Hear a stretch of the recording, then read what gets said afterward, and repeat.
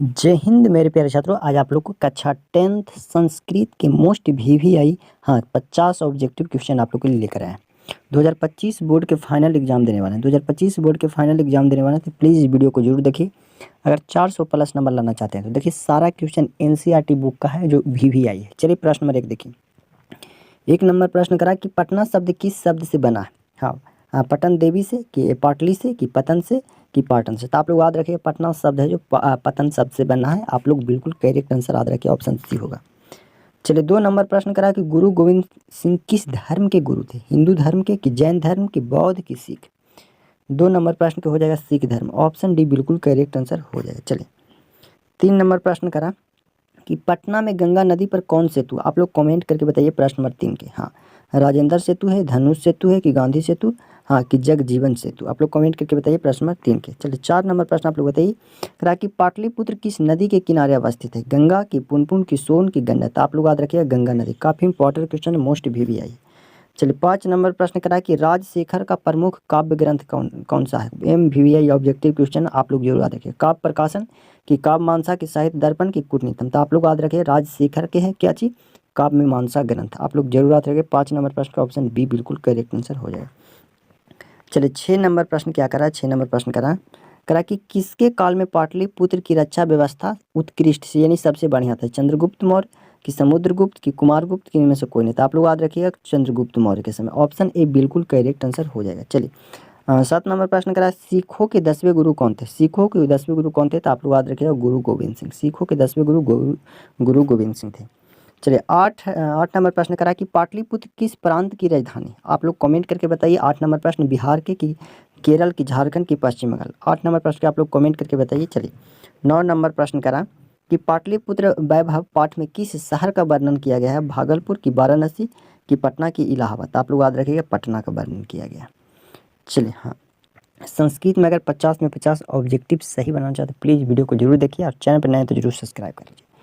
चलिए 10 नंबर प्रश्न करा कि दामोदर गुप्त ने किस काव्य की रचना की थी। काव्य मीमांसा, की मुद्रा अच्छा, के मृग कटिक, के कूटनीतम। तो आप लोग याद रखिए कूटनीतम। आप लोग याद रखिएगा कूटनीतम बिल्कुल करेक्ट आंसर हो जाएगा। 11 नंबर प्रश्न करा कि पटना का इतिहास कितना पुराना है। तो आप लोग याद रखिए 2500 वर्ष। 2500 वर्ष, ऑप्शन सी बिल्कुल करेक्ट आंसर हो जाएगा। चलिए 12 नंबर प्रश्न करा कि सरस्वती का कुल गृह कौन सा महानगर था। भागलपुर, नालंदा, पाटलिपुत्र, की दरभंगा। तो 12 नंबर प्रश्न के बिल्कुल करेक्ट जो आंसर हो जाएगा पाटलिपुत्र हो जाएगा। चलिए 13 नंबर प्रश्न करा है कि परिभूत नंदन स्थानम की संज्ञा किसे दी गई है। तो आप लोग याद रखिएगा पाटलिपुत्र नगरम के। 13 नंबर प्रश्न के बिल्कुल जो करेक्ट आंसर ऑप्शन ए हो जाएगा। चलिए 14 नंबर प्रश्न करा कि गुरु गोविंद सिंह का जन्म स्थान कहाँ है। पाटलिपुत्र में, कि कलिंगम में, कि उत्क्रम प्रांत में, कि इनमें से कोई नहीं। तो आप लोग याद रखिएगा पाटलिपुत्र में, ऑप्शन ए बिल्कुल करेक्ट आंसर हो जाएगा। चलिए 15 नंबर प्रश्न करा यूनान का राजदूत कौन था। मेगास्थनी, फायान, की ह्यूएन सॉन्ग, की इंगेंसन। तो आप लोग याद रखिएगा मेगास्थनी। प्लीज़ चैनल पर नए तो जरूर सब्सक्राइब के लिए, ऐसा ही वीडियो आप लोग के लिए डेली लाते रहते हैं। चलिए 16 नंबर प्रश्न करा कि मेगास्थनीज पटना किसके समय आया था।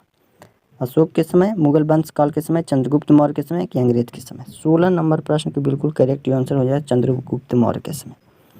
चलिए 17 नंबर प्रश्न करा कि पटल पुष्पों की पुतली का रचना के आधार पर पटना का नाम कौन सा है। कुसुमपुर, कुसुमपुर, पाटलिपुत्र, की पटना। तो आप लोग याद रखिए 17 नंबर प्रश्न के क्या हो जाएगा। 17 नंबर प्रश्न के बिल्कुल करेक्ट आंसर पाटलिपुत्र। पाटलिपुत्र बिल्कुल करेक्ट आंसर हो जाएगा। ऐसे पटना के पुराना नाम कुसुमपुर भी है, कुसुमपुर भी है, पाटलिपुत्र भी है, पटना भी। आप लोग जरूर याद रखिएगा। चलिए 18 नंबर प्रश्न करा कि पाटलिपुत्र पटना के नाम से कब प्रसिद्ध हुआ था। मुगल वंश काल में, कि गुप्त वंश काल में, कि मध्यकाल में, कि अंग्रेज के शासनकाल में। तो आप लोग याद रखिएगा 18 नंबर के मध्यकाल में, मध्यकाल में वह प्रसिद्ध हुआ था। 19 नंबर प्रश्न क्या करा है कि पटना में मौकमोदी महोत्सव कब मनाया जाता है। मुगल वंश काल में, कि मुगल गुप्त वंश काल में, कि अशोक के समय, कि अंग्रेज के समय। 19 नंबर प्रश्न के बिल्कुल करेक्ट आंसर हो जाएगा गुप्त वंश काल में, ऑप्शन ए बिल्कुल राइट आंसर हो जाएगा। चलिए 20 नंबर प्रश्न के आप लोग बताइए कि कूटनीतम काव्य के कवि कौन है। जस्ट पीछे बताएं, आप लोग कमेंट करके बताइए प्रश्न नंबर 20 के। 21 नंबर प्रश्न करा है कि मौकमोदी महोत्सव किस ऋतु में मनाया जाता है। बसंत ऋतु, किस वर्षा ऋतु, की ग्रीष्म ऋतु, की शरद ऋतु।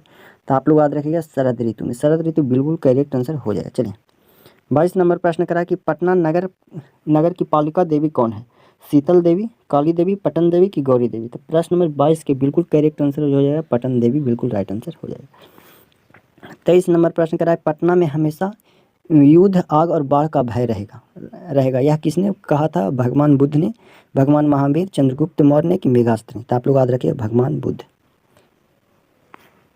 चलिए ये 24 नंबर प्रश्न आप लोग कमेंट कीजिए कि गोलघर कहाँ है? दरभंगा में कि पटना में कि भागलपुर की गया? आप लोग कमेंट करके जरूर बताइए 24 नंबर प्रश्न।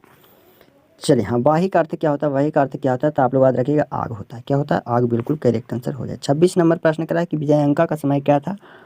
8वीं सदी कि 7वीं सदी कि 10वीं कि चौथी? तो आप लोग याद रखिएगा 8वीं सदी, ऑप्शन ए 26 के बिल्कुल करेक्ट आंसर जो हो जाएगा ऑप्शन ए हो जाएगा। चलिए 27 नंबर प्रश्न करा है कि दक्षिण भारतीय संस्कृत लेखिका कौन है? शीतल भट्टारिका, राम भद्रम्बा की देव कुमारिका की सभी? तो आप लोग याद रखिएगा सभी, बिल्कुल करेक्ट आंसर हो जाए। चलिए हाँ, आप लोग 28 नंबर प्रश्न करा कि समाज की गाड़ी कैसी चलती है? सारा क्वेश्चन जो NCERT सारा क्वेश्चन है, आप लोग जरूर याद रखिएगा सारा क्वेश्चन। हाँ, तो करा कि समाज की गाड़ी कैसे चलती है? तो पुरुष और नारी दोनों से। आप लोग बिल्कुल करेक्ट आंसर हो जाए। 29 नंबर प्रश्न करा है कि मैत्रेयी कौन थी? मैत्रेयी कौन थी? 29 नंबर प्रश्न, तो ये आप लोग याद रखिएगा हाँ, यंग बलैका की पत्नी थी। आप लोग जरूर याद रखिएगा, सारा क्वेश्चन इंपॉर्टेंट क्वेश्चन है, MVVI। 34 नंबर प्रश्न करा है कि लैखिक संस्कृत साहित्य में लगभग कितनी कविताओं का वर्णन किया गया है? तो आप लोग याद रखिए 30 कि 24 कि 400 कि 40? तो आप लोग याद रखिएगा 30 नंबर प्रश्न के, हाँ 30 नंबर प्रश्न का आप लोग याद रखिएगा 40। चलिए 31 नंबर प्रश्न करा है कि सर्वशुल्का, हाँ सरस्वती किसे कहा गया है? तो आप लोग याद रखिएगा दांडी को। दांडी बिल्कुल करेक्ट आंसर हो जाएगा। चलिए हाँ, 32 नंबर प्रश्न करा है कि ऋग्वेद में कितनी महिलाओं और इसका का वर्णन प्राप्त है? 24 कि 25 कि 23 कि 26? तो हो जाएगा 24, बिल्कुल करेक्ट आंसर। चलिए 33 नंबर प्रश्न करा कि शंकर चरित के रचनाकार कौन है? तो आप लोग याद रखें पंडित छमाराव। कौन है? पंडित छमाराव, बिल्कुल करेक्ट आंसर हो जाएगा।